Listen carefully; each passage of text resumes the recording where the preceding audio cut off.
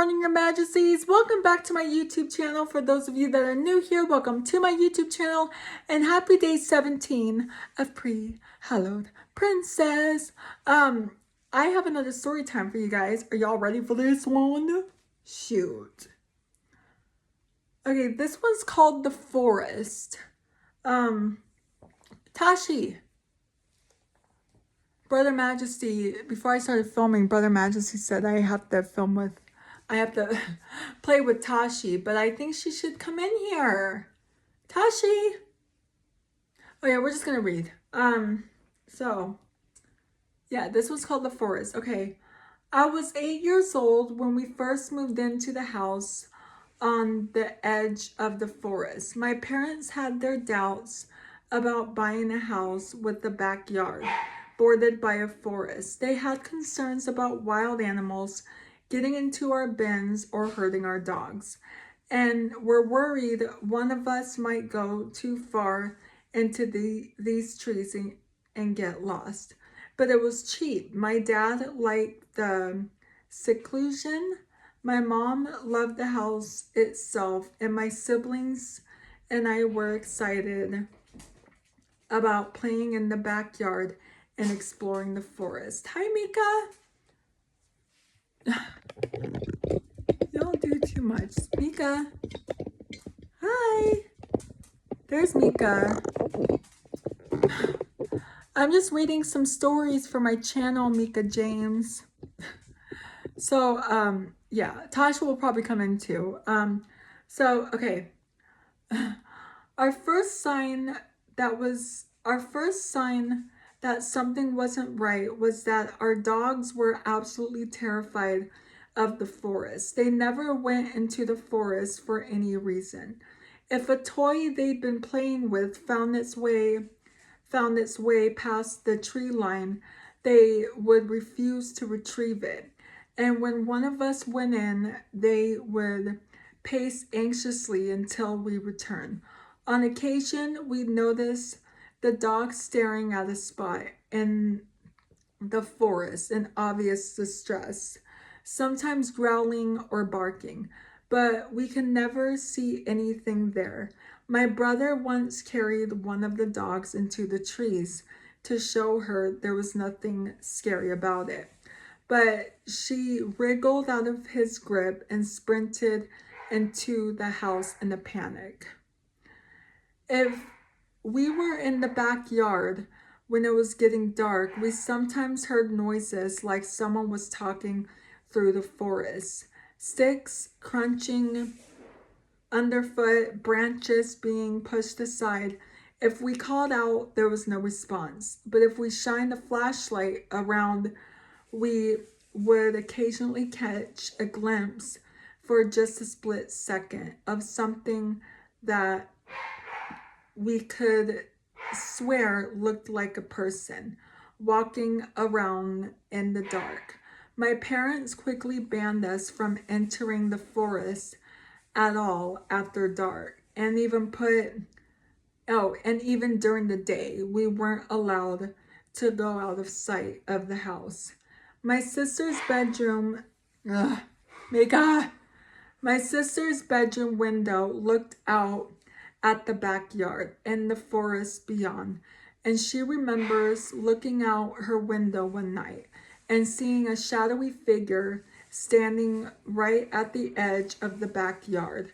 She says there was something wrong with it, like it wasn't quite standing on the ground, and it was a little too tall to be a person, and it was sort of distorted. Tashi, come in here. And she was convinced it was staring at her. She called for her dad. Oh my gosh, Tashi. She called for our dad, saying there was a man in the yard staring through her window, and we ran outside to chase off whoever it was. She continued to watch the figure. It didn't move away, but when the light from our dad's flashlight passed over, it suddenly just wasn't there anymore. We regularly heard knocking on the back door at night with no one there. Our parents thought it was teenagers playing pranks and stopped bothering even opening the door until one rainy night when the knocking was persistent and agitated. My mom pointed out there might be someone needing shelter from the heavy rain outside. But when she opened the door, not only was there no one there, but there was no wet footprints on the porch. The knocking continued the whole time we lived there. The knocking continued the whole time we lived there. It would happen times in the span of a few weeks, then stop for months, then start up again.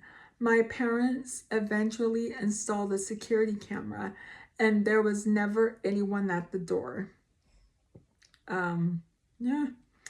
The camera wasn't at all useless though. About 3 years into living there, my brother started having night terrors and sleepwalking. When he went sleepwalking, he would always go out the back door and start walking towards the forest. My mom, being a light sleeper, would hear the door open and would run out to get him before he made it into the forest. After the third or fourth time it happened, my brother asked to see the camera footage because he wanted to see how he looked when sleepwalking. I guess thinking it looked funny, the footage showed him walking out onto the porch, then pausing as if listening to something and pulling his head and reluctantly walking forward as if being pulled or forcefully guided by something. Good grief. Okay. One evening, my dad was in the backyard and he heard my sister calling him from the forest, seemingly in distress, thinking she'd gone exploring in the forest and fallen over and hurt herself.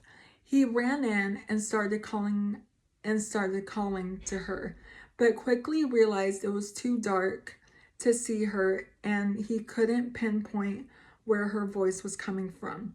He told her to wait where she was while he grabbed the flashlight.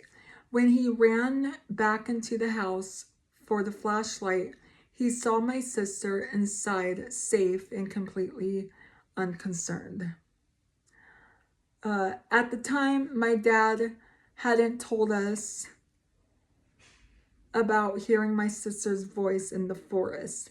So when I heard my mom's voice coming from the forest months later while I was outside with the dogs one evening, I didn't question it despite the fact I'd seen my mom inside recently and hadn't noticed her walk past me. My mom was calling to me saying she'd gotten her sweater caught in some branches and needed me to come in and help her. As I walked in, the dogs were barking, alerting my dad, who saw me through the window wandering into the forest. He came outside and called to me, and I said I was just helping Mom. He yelled back that Mom was inside and I needed to run back to the house as fast as I could, which I did. After my parents had a fence built around the backyard and started looking for a new place in the time between the fence being built and us moving out, it got way worse. We'd hear knocking at the door more regularly, as well as tapping on the windows, as if someone was walking the perimeter of the house and trying every window. We would often hear scratching and scraping sounds on the fence and voices beyond it.